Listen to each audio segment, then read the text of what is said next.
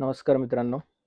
आज सगळेजण वाट पाहत असतील की काय न्यूज येतील का किंवा डोनाल्ड ट्रम्पचे कंटिन्युअस ट्विट्स पाहून, न्यूजमध्ये पाहून सगळ्यांना असं वाटतं की मार्केट एक मोठ्या गॅप डाऊन किंवा निगेटिव्ह लेवलला ओपन होऊ शकतं. पण अशी गोष्ट होईल का याचे चान्सेस खूप कमी आहे.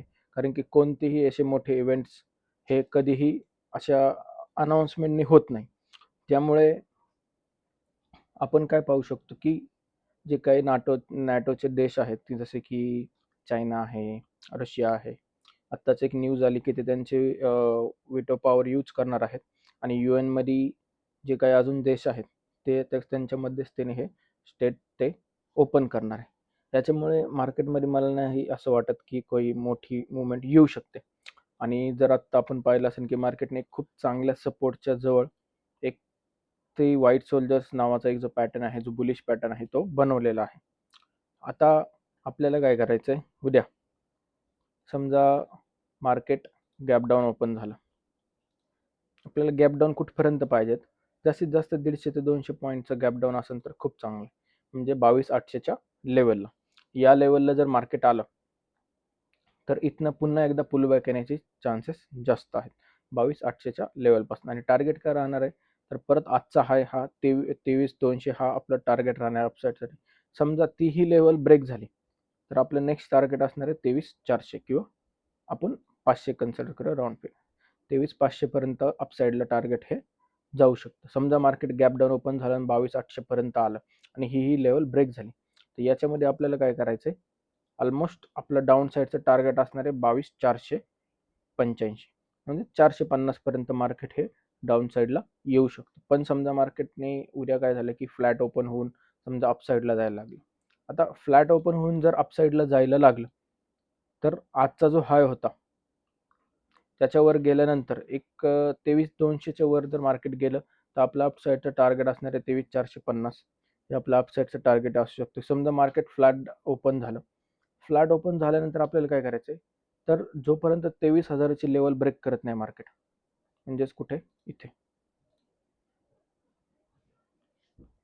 ही जी रेड लाईन आहे, ही रेड लाईन म्हणजे आपल्या डाऊन साईडसाठी टार्गेट असणार किंवा एंट्री असणार. ही जोपर्यंत ही लेवल ब्रेक मार्केट करत नाही तोपर्यंत आपण डाऊन साईडसाठी पुट साईडसाठी ट्रेड पाहायचा नाही. आता जे डोनाल्ड ट्रम्प त्यांनी एक 9 PM चा टाइम दिला होता, मला वाटतं ट्यूसडेचा. तर US आणि इंडियाच्या टाईमनुसार जर पाहायचं झालं तर उद्या सकाळी 5:30 वाजताचा तो टायमिंग.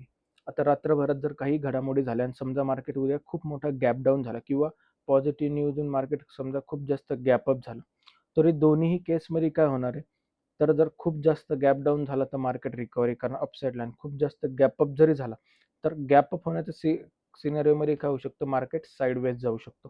कारण की जर मार्केटला एकदा मार्केट चेअरिश करून झालं की युद्ध थांबलं किंवा स्टेट ऑफ अमृत जर ओपन झालं, त्यानंतर मार्केटसाठी कोणतीही गोष्ट असं सेलिब्रेट करण्यासाठी नाही. एकदाच जर 200-300 किंवा 400-500 पॉईंटचा गॅप अप झाला तर मार्केट हे निगेटिव्ह टू साईडवेजला जाऊ शकतं निफ्टीमध्ये. त्यानंतर आपण सेन्सेक्समध्ये पाहूया. आता सेन्सेक्समध्ये उद्या काय करायचं आपल्याला? Flat to gap up opening जर समजा झाली, फ्लॅट ओपन झालं किंवा गॅप अप ओपन झाला. आता 27,600ला 74,600ला मार्केट आहे सेन्सेक्स. 74,800च्या वर जर सेन्सेक्स जायला लागलं तिथनं डायरेक्ट 1000 पॉईंटचं टार्गेट आहे आपल्याला 75,800. हे अपसाईडसाठी टार्गेट असणार आहे गॅप अप किंवा फ्लॅट ओपनमध्ये. जास्त करून फ्लॅट ओपन होऊन जर वर गेलं तर खूप चांगलं आहे. समजा मार्केट उद्या गॅप डाऊन झालं सेन्सेक्स, गॅप डाऊनच्या सिनारिओमध्ये आपल्याला काय करायचं? इथे तुम्हाला एक लेवल सांगतो व्यवस्थित.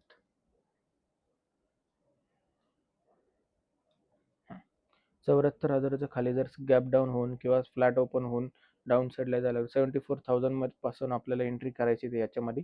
आणि आपलं डाऊन साईडचं टार्गेट ऑलमोस्ट असणार आहे 74,200.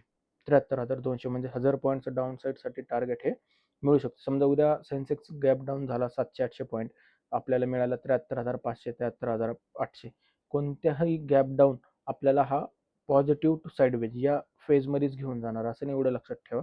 उद्याच्या सिनारिओसाठी मोठा गॅप डाऊन आयदर निफ्टी किंवा सेन्सेक्समध्ये जरी झाला तर तिथनं मार्केटमध्ये रिकव्हरी ही येऊ शकते.